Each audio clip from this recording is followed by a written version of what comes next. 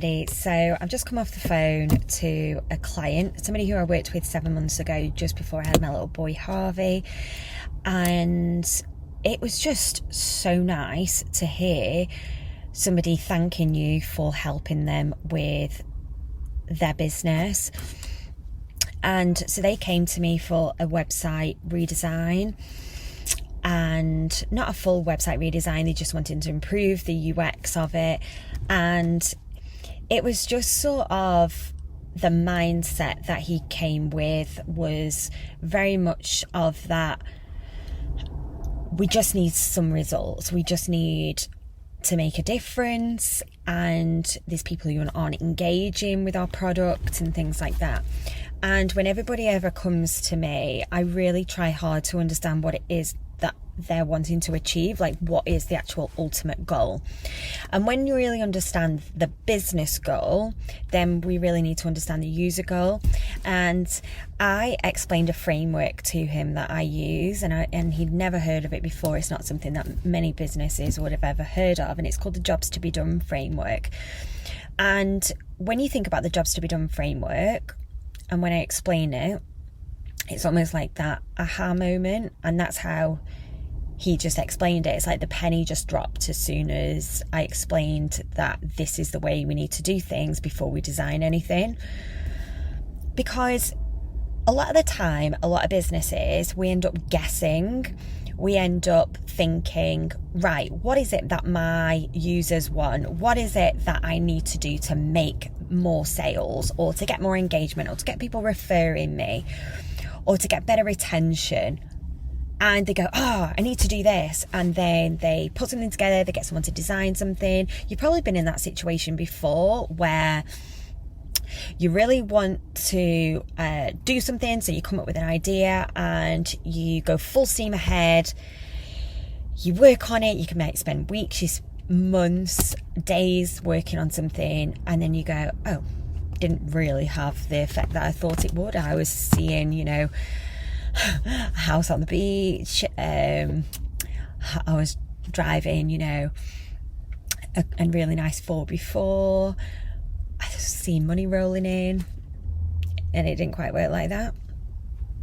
And I used to be exactly the same. I used to do the exact same thing until I learned the Jobs to Be Done framework. So when we think of it like this, our users are our customers, they're our target audience, they're people who would buy from us. So first of all, you need to understand who those people are. But let's assume you know who your users are. What you next need to understand is that every single body who buys from you or who intends to buy from you is fulfilling a job that they need to get done. So let's think of it this way. Somebody walks into a hardware shop and they go to buy a light bulb. So the business owner thinks that they've got to promote light bulbs. And they think they've got to promote bulbs because that's what people want. So they do all that advertising around bulbs, and you can get a 20 amp bulb. I don't really understand bulbs, so I'm probably talking rubbish here. I don't know if you get amps in bulbs, but filament bulbs, I really don't know, but it doesn't really matter. But the person who comes in to buy the bulb doesn't want a bulb, they just want light. Simple. It's honestly so simple, right? So think of it another way. Someone goes into the hardware shop again and they're looking to buy a drill. So the shop owner thinks that they have to buy a drill to promote drills, and they have to advertise drills. We've got one at $50.99 and we've got one at $30.99. We've got a special offer and it's an amazing drill. It gives you X, Y, and Z. The person who has gone in to buy a drill doesn't want a drill. They want a hole. It's honestly, it's so simple. When we start to think of it this way, of we're focusing on what the user's jobs are, what their needs are, like, okay, so somebody wants a light. Why do they want a light? Because when they get home and they want to read a bedtime book and have a really nice cup of tea, and their partner's in bed, they just want a really nice bulb to put in their lamp so they can put the feet up, switch the lamp on, and create this really cozy atmosphere. That's one why. That's a need. Then there might be another need. Oh, I just need one above my cooker because every time I'm trying to cook, it's dark and I can't see where I'm cleaning properly.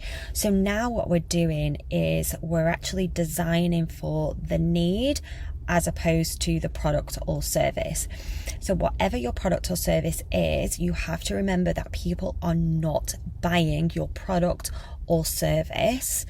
They're buying a need. So why are they buying your product or service? What is it that they're looking for? You can do this with anything. So not just when you're redesigning a website. If you have a coffee shop, what is the need that you're fulfilling? So for example, when I go to coffee shops, I look around and most people who are in that coffee shop are on their laptops and they're drinking coffee. Why is it that whenever I'm feeling crap, I always go, I need to go and get a coffee. I just need some time out and go and get a coffee. Is it the coffee or is it the experience that I'm getting from going to get a coffee to having a bit of time out? So I used to do exactly the same thing when I was also feeling crap. I used to always say, let's go and get a curry. We've had a crap day. Emotional eating. We know emotional eating isn't logical. People are not buying food just for fuel. They're buying it for a need, to do a job, to make them feel better in that moment. Emotional eating is a job to be done. It's exactly the same concept. You can use it for your social media as well. Why are people coming to my social media page? They've got a job that needs to be done. They've got a pain point that wants to be fulfilled.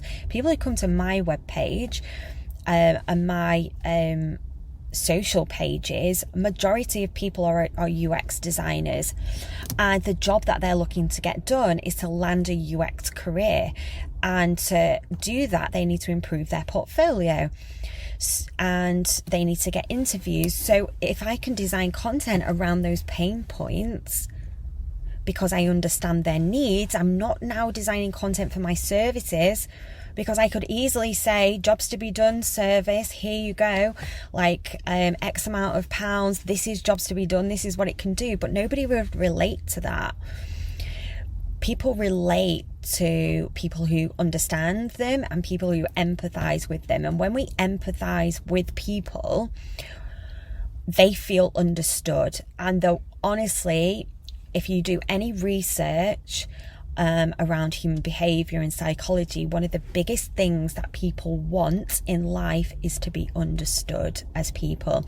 If you can understand your target audience and your users, you are going to transform the way that you do your business, because you're not selling your product or service, because somebody could come along tomorrow and come up with a better idea, a better product, a better service, and then they would just maybe go with them instead.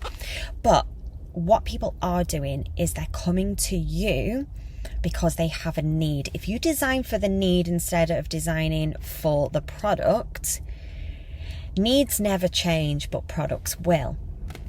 So look at Google, for example. Google is the massive search engine, but look what's happening now in the world with AI. People have got a need. If people only focused on creating the best search engine, what's going to happen in the next year or two? If the search engine just stays a search engine, that need is no longer going to be there, because Google would be only designing for a search engine. They're only designing for their product. If they instead focus on the need, which I'm assuming they are, the need being that users need to find answers to things, that's the need, not the search engine. The search engine's the product.